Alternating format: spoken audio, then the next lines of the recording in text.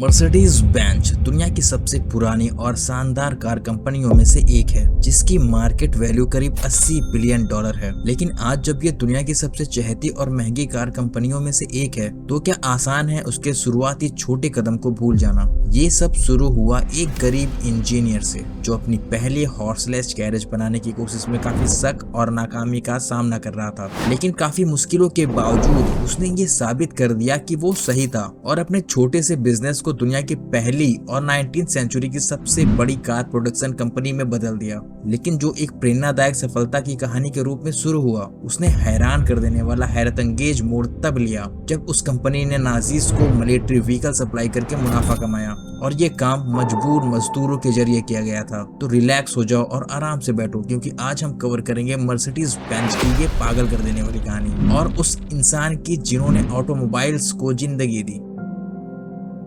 Karl का जन्म नवंबर 1844 में जर्मनी के एक छोटे से गांव मूलबर्ग में हुआ था। एक नीची कास्ट वाले परिवार में जन्मे कार्ल के पिता एक लोकोमोटिव ड्राइवर थे, जो अपने परिवार का गुजारा काफी मुश्किलों से कर पाते थे। लेकिन कार्ल के 2 साल के होने पर ही उनके पिता का देहांत हो गया और कार्ल और उसकी माँ को बड़े आर्थिक संकट का सामना करना पड़ा। बेशक कार्ल का बचपन आसान नहीं था, लेकिन गरीबी में जीने और खाली पेट सोने के बावजूद उसकी माँ ने ये सुनिश्चित किया कि उसका बेटा अच्छी एजुकेशन ले सके। अपनी माँ के ही वजह से कार्ल स्कूल जा पाया और एक छोटी सी उम्र में ही अपने ब्रिलियंट माइंड का प्रदर्शन करना शुरू कर दिया, खासकर केमिस्ट्री और मैकेनिक्स में। जब वो 15 साल का हुआ तो कार्ल ने अपने पिताजी के रास्ते पर चलने का फैसला किया और मैकेनिकल इंजीनियरिंग के एंट्रेंस एग्जाम को पास करके यूनिवर्सिटी ऑफ कार्लसरूहे में एडमिशन ले लिया, जहाँ उनकी मुलाकात एक टीचर से हुई जो उसकी जिंदगी में एक बड़ा किरदार निभाने वाले थे, फ्रेडरिक रेटनबर्ग। रेटनबर्ग को जर्मनी में मैकेनिकल इंजीनियरिंग को एक वर्कशॉप बेस्ड प्रोफेशन से टेक्निकल साइंस में बदलने का श्रेय दिया जाता है, और वो इस बात पर मजबूती से विश्वास रखते थे कि स्टीम इंजन, जो उस समय ज्यादातर रेलवेज और बोट्स के लिए इस्तेमाल होते थे, अब एक पुरानी टेक्नोलॉजी बनने जा रहे थे। उनकी टीचिंग से बेंज की हॉर्सलेस कैरेज बनाने में दिलचस्पी बढ़ने लगी, और एक रेगुलर बाइसाइकिल राइडर होते हुए कार्ल ने अपने बाइक के साथ फेरबदल करना शुरू कर दिया और एक मोटराइज्ड व्हीकल बनाने की संभावनाएं ढूंढने लगे। लेकिन तब तक कई इंजीनियर्स और इन्वेंटर्स पहले ही दुनिया की पहली ऑटोमोबाइल्स व्हीकल बनाने की कोशिश कर चुके थे, और कुछ लोगों ने सेल्फ प्रोपेल्ड व्हीकल बनाने में सफलता भी पाई थी। लेकिन ये शुरुआती इन्वेंशन अब तक पूरी तरह से प्रैक्टिकल नहीं था।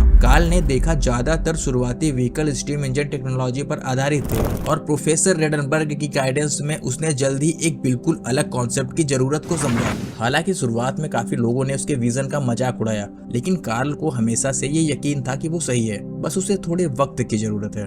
इसलिए ग्रेजुएशन करने के बाद ही 19 साल की उम्र में कार्ल ने अगले 7 साल तक कई इंजीनियरिंग और कंस्ट्रक्शन जॉब में काम किया, लेकिन वो किसी भी नौकरी में फिट नहीं हो पाए।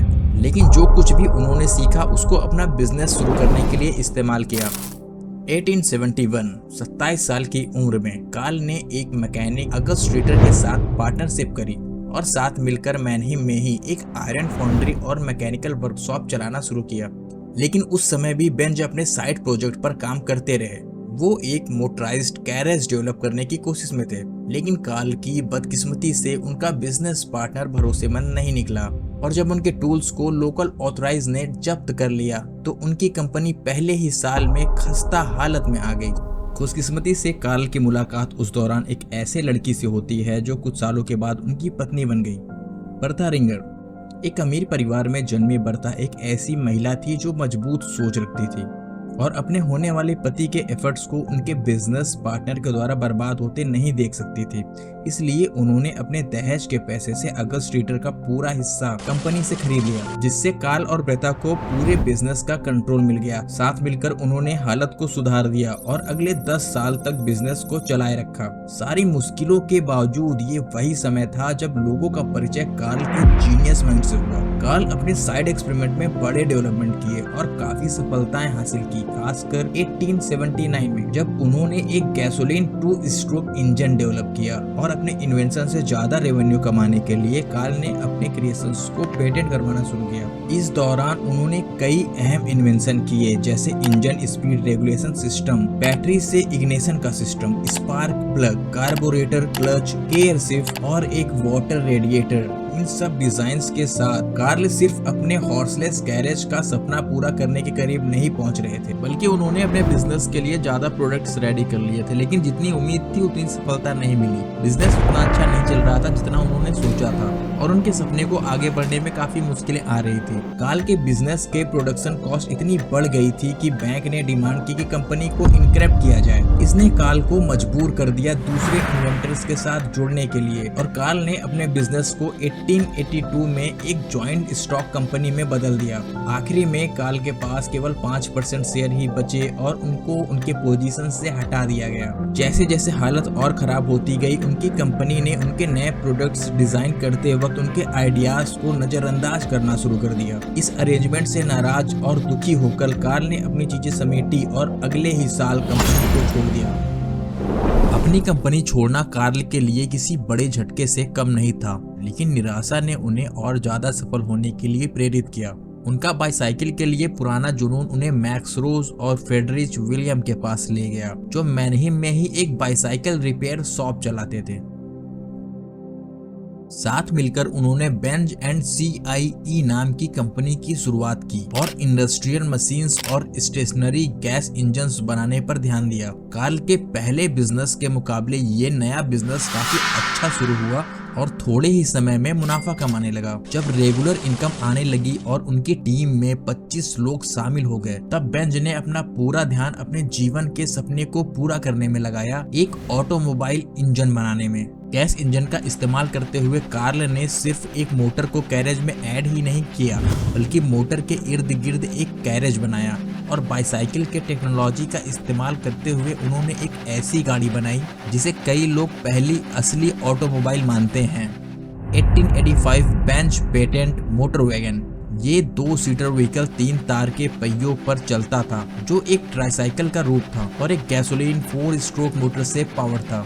इसके एक सिलेंडर इंजन से लगभग 2/3 हॉर्स पावर जनरेट होता था और ये लगभग 7 माइल्स पर हार की स्पीड पर चल सकता था। बेंज को पता था कि ये एक क्रांति लाने वाला इन्वेंशन था और अपने व्हीकल को टेस्ट और रिफाइन करने के बाद उन्होंने अपनी वंडर कार को 1886 के गर्मियों में पब्लिक के सामने पेश किया, लेकिन उन्हें मिक्स्ड रिएक्शंस देखने को मिले। कुछ लोगों ने उनकी क्रिएशंस की तारीफ की, लेकिन ज्यादातर लोग मशीन्स को लेकर डरे हुए थे। बहुत लोगों ने उन्हें स्ट्रीट पर गाड़ी चलाने से रोका, उन्हें डर था कि कहीं व्हीकल ब्लास्ट हो जाए। और यहाँ कार्ल के बिजनेस पार्टनर भी खुश नहीं थे। उनकी ऑटोमोबाइल के प्रति दीवानगी उनको उनके काम से दूर ले गई थी और उनके पार्टनर समझ नहीं पा रहे थे कि ये इन्वेंशन उनके कैसे काम आ सकता है। उन्होंने ये कहा, कोई इस मशीन को क्यों खरीदेगा, ये घोड़ी से तेज नहीं है, आसानी से खराब हो जाती है और इसमें फ्यूल का भी इस्तेमाल होता है। इसके बावजूद कार्ल को पूरा यकीन था कि उनका हॉर्सलेस कैरेज ही भविष्य है और उन्होंने 1888 में गाड़ियों का उत्पादन करना शुरू किया और दुनिया में सबसे पहले गाड़ी बनाने वाले व्यक्ति बन गए। उनकी सबसे बड़ी सपोर्टर थी उनकी पत्नी, जो अक्सर वर्कशॉप में अपने पति के साथ रहती थी और नए सुझाव देती थी। लेकिन नए सुधार करने के बावजूद लोग अब तक कार्ल के विजन को समझ नहीं पा रहे थे और जो लोग अब तक गाड़ी खरीद रहे थे वो केवल छोटी दूरी के लिए, और उसमें भी 7 मैकेनिक्स को रखना जरूरी था। और ये भी समस्या का कारण था कि गाड़ियां काफी महंगी थी, जो केवल अमीर और इलाइट लोगों के लिए ही उपलब्ध थी। और उसके बावजूद भी लोग जो इलाइट कहलाते थे और अमीर थे, इन गाड़ियों को पसंद नहीं करते थे। कारण था तेज आवाज और गाड़ी से होने वाली गंदगी। इन सब के बावजूद एक बात साफ थी, कार्ल दुनिया को ऑटोमोबाइल्स का भविष्य दिखाना चाहते थे।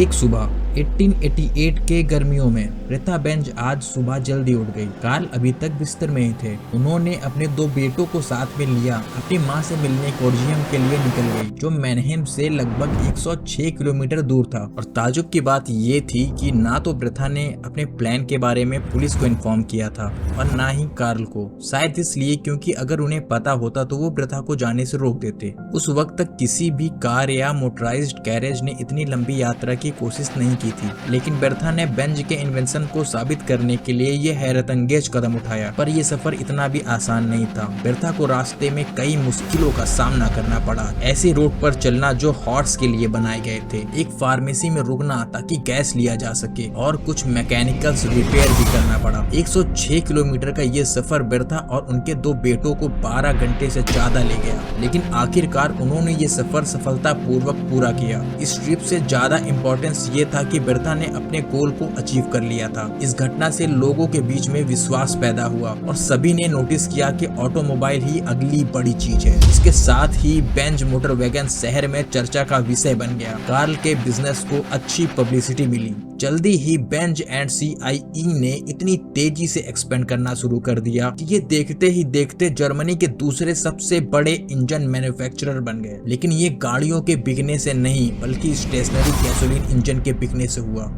लेकिन दो नए बिजनेस पार्टनर फ्रेडरिच वॉन और जूलियस कंस की ज्वाइनिंग से जल्दी सब कुछ बदल गया। जैसे जैसे उन्होंने बिजनेस और मार्केटिंग को संभाला, बेंज अपने इंजीनियरिंग गोल्स पर ज्यादा फोकस करने लगे और उन्होंने कई कार इन्वेंशंस को पेटेंट करवाया, जैसे gear transmission, double pivot steering और flat engine with boxer configuration. उन्होंने अपने बिजनेस पार्टनर के सुझाव पर एक नए ऑटोमोबाइल को सुधार कर मैन्युफैक्चरर किया, जो 1893 में मार्केट में लॉन्च किया गया, जिसका नाम था बेंज विक्टोरिया। ये एक ज्यादा लग्जरियस 2 पैसेंजर व्हीकल था जो एक 3 हॉर्स पावर के इंजन के साथ आता था और 11 माइल्स पर हार की स्पीड तक जा सकता था। अपनी रिलायबिलिटी की वजह से ये व्हीकल काफी अच्छे बिके, लेकिन इसका follow up design cheaper Benz वेलो सच में हिट हो गया। लगभग 1200 यूनिट के प्रोडक्शन के साथ बेंज वेलो दुनिया की पहली लार्ज स्केल प्रोडक्शन कार बन गई। अर्ली 1900s में बेंज एंड CIE दुनिया की सबसे बड़ी ऑटोमोबाइल्स कंपनी बन गई। लेकिन बेंज कंपनी अपनी नई सफलता का आनंद लेते हुए भी मैनहीम के करीब एक और कंपनी से प्रेशर महसूस कर रही थी।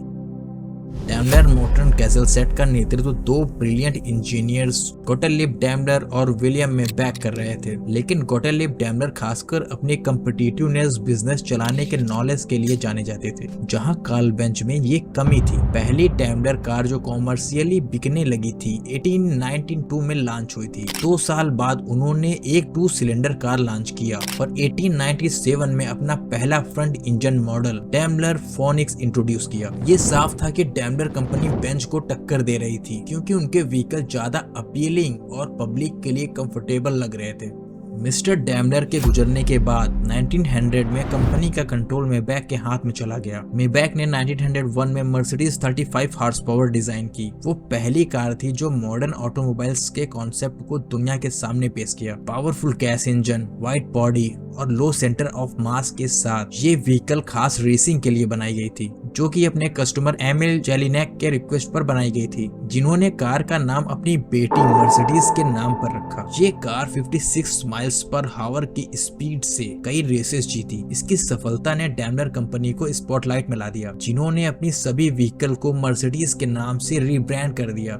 लेकिन कार्ल बेंज के पार्टनर को ये नया ट्रेंड इतना पसंद आया कि उन्होंने बेंज से अप्रूवल लिए बिना ही एक फास्टर मॉडल पर काम करना शुरू कर दिया। कार्ल के लिए ये समय काफी चैलेंजिंग था। वो हमेशा से ऑटो रेसिंग के खिलाफ थे। उन्हें ये सोचकर डर लगता था कि पब्लिक रोड पर इतनी हाई स्पीड के साथ ड्राइव करना सेफ नहीं होगा। उनका ये बिलीफ था कि गाड़ियां धीरे और केयरफुली चलाना चाहिए। लेकिन उनके आसपास के लोग उनकी सोच से सहमत नहीं थे। उन्होंने अपनी टीम को रेसिंग कार्स बनाने से रोका, लेकिन इसके बाद भी उनकी टीम द्वारा बनाई गई कार्स सफल नहीं हो पाई और इससे बेंज कंपनी को 1903 में और 1904 के बीच और भी क्राइसिस का सामना करना पड़ा। गुस्से और निराशा के बावजूद कार्ल ने कंपनी से अलग होने का फैसला किया, लेकिन बोर्ड ऑफ डायरेक्टर्स में बने रहे। अपने संघर्ष के बावजूद आखिरकार उन्होंने अपनी कार्स को रेस करने की अनुमति दे दी, जो उनकी कंपनी के लिए एक टर्निंग पॉइंट साबित हुआ। और 1908 में बेंज ने 120 हॉर्स पावर वाला रेसर बनाया, जिसने लेनिनग्राड से मॉस्को तक का सफर 8.5 घंटे में तय किया, जो कि एक रिमार्केबल फीट था। लेकिन उन्हें सबसे बड़ी सफलता 1909 में 200 हॉर्स पावर वाला रेसर ब्लिटेंज बेंज के साथ मिली, जो 1911 में 140 माइल्स पर हार की स्पीड तक पहुंचकर उस समय के सारे स्पीड रिकॉर्ड को ब्रेक कर दिया और इस नए रिकॉर्ड ने उन्हें स्पॉटलाइट में ला दिया। इस सफलता ने बेंज कंपनी को न सिर्फ बचाया,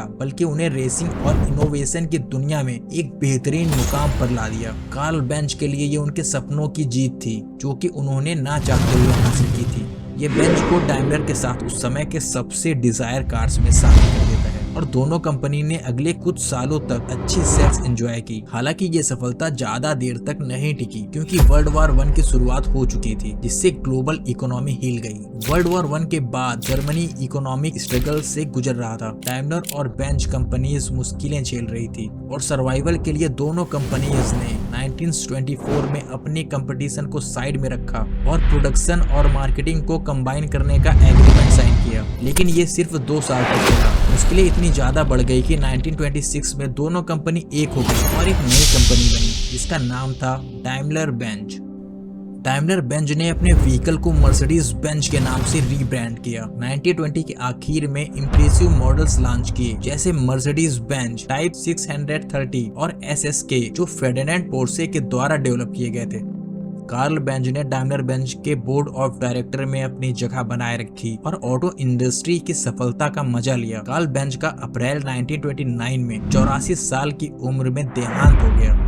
उनकी मौत के बाद कंपनी ने अपने साइज और स्ट्रेंथ में वृद्धि करना जारी रखा और दुनिया के सबसे बेहतरीन परफॉर्मेंस कार मेकर्स बन गए। लेकिन उन्होंने अपने कुछ बेहतरीन साल उस समय एंजॉय किए जब हिटलर जर्मनी में 1933 में पावर में आया। हिटलर ने दुनिया के सामने जर्मन इंजीनियरिंग और टेक्नोलॉजी का शो करना चाहा ताकि अपने पॉलिटिकल स्टैंड पॉइंट को अपने समकालीन से ऊपर उठाया जा सके। एक तरीका जो उसने दुनिया को इम्प्रेस करने का सोचा वो था इंटरनेशनल मोटर स्पोर्ट में जर्मन कार का प्रदर्शन। तुरंत ही उसने डाइमलर बेंज को ग्रैंड प्रिक्स रेस में शामिल होने के लिए एक बड़ा सब्सिडी दिया। उस समय के किसी भी कार कंपनी ने इतना समय और पैसा कार बनाने में नहीं लगाया था जितना डाइमलर बेंज ने लगाया और ये बात रेस ट्रैक पर स्पष्ट हो गई। मर्सिडीज ने ग्रैंड प्रिक्स रेसेस में अपने सभी कंपटीटर्स को हराकर वहां पर अपना दबदबा बना लिया। अपने बेस्ट मॉडल W25 और W125 के साथ जो 200 माइल्स पर हावर की स्पीड से ड्राइव करते थे, लेकिन उनका मुकाबला एक नए राइवल ऑटो यूनियन से था जो अपने ही देश के द्वारा स्पॉन्सर्ड एक जर्मन ऑटोमेकर्स था। ऑटो यूनियन ने भी उस समय के दौरान काफी सफलता हासिल की। 1935 से 1937 तक मर्सिडीज बेंज ने मोटर स्पोर्ट में बड़ी सफलता हासिल की, जर्मनी को दुनिया के टॉप पर ला दिया। इस दौरान मर्सिडीज बेंज हिटलर की प्रिफर्ड कार बन गई।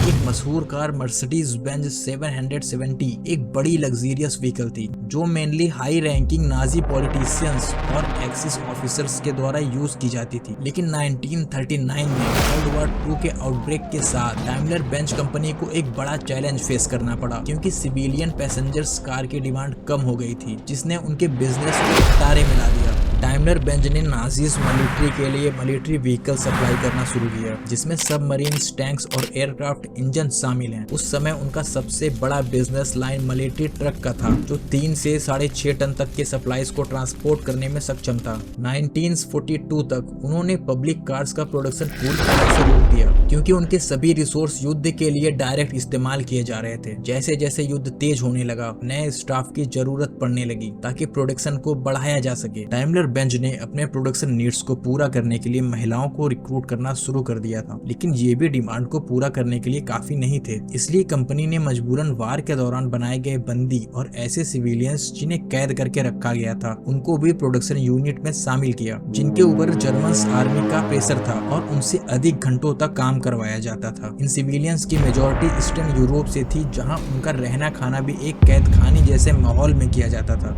कंस्ट्रक्शन कैंप को नाजी पुलिस द्वारा काफी क्लोजली मॉनिटर किया जाता था और वहां लेबरों की बहुत खराब जीने की कंडीशंस की वजह से लोगों का सरवाइव करना मुश्किल था और इस वजह से काफी लोग वहां मर रहे थे। 1944 तक डाइमलर बेंज ने 63,000 एम्प्लॉयज में से लगभग आधे मजदूर जबरदस्ती काम करने के लिए मजबूर थे और जब 1945 में युद्ध खत्म होता है तो कंपनी को एक बड़ा झटका तब लगता है जब सभी जर्मन एसेट्स जो जर्मनी के बाहर थे उन्हें जब्त कर लिया गया, जिसने डाइमलर बेंज को उनके फॉरेन ब्रांचेस से वंचित कर दिया और डाइमलर बेंज को अपनी कंपनी को केवल जर्मनी के अंदर ही सीमित करना पड़ा और फिर से एक नई शुरुआत करनी पड़ी। 1946 में उन्होंने अपने टॉप मैनेजमेंट को नाजिज्म से दूर करने के लिए बदला और अमेरिकन ऑक्यूपेशन अथॉरिटी से प्रोडक्शन शुरू करने के लिए इजाजत की डिमांड की और उन्हें एक बार फिर से इजाजत मिल जाती है। उनके फैक्ट्रीज को बॉम्बिंग के कारण बहुत नुकसान हुआ था, लेकिन मर्सिडीज बेंज को एक फायदा मिल जाता है क्योंकि उनके मुख्य कंपटीटर्स जैसे BMW और एडलर, जिनकी फैक्ट्रीज सोवियत संघ के आसपास होने की वजह से काफी मुश्किलों का सामना कर रही थी, इसलिए मर्सिडीज बेंज को एक अच्छा मौका मिल गया। मर्सिडीज बेंज ने अपनी फैक्ट्रीज में एम्बुलेंस, पुलिस व्हीकल और डिलीवरी वैन्स बनाने में फोकस किया, जो उनके पुरानी 170V मॉडल पर बेस्ड थे। उन्होंने पैसेंजर कार का प्रोडक्शन दोबारा शुरू कर दिया। हालांकि सिर्फ 1045 170V मॉडल बनाए गए। मुश्किल कंडीशंस के बावजूद डाइमलर बेंज एक साल में प्रॉफिट में आ गया। 1950 तक मर्सिडीज बेंज ने अपनी पुरानी शान को दोबारा हासिल कर लिया। मर्सिडीज ने अपनी पहचान को पूरी तरह से बदल दिया और दुनिया के सबसे वैल्यूएबल कार ब्रांड्स में से एक बन गई। ये सब कुछ कार्ल बेंज के बिना संभव नहीं था, जिन्होंने अपनी जिंदगी को चैलेंज और क्रिटिक्स के बावजूद अपने सपने को रियलिटी में बदलने का हौसला दिखाया।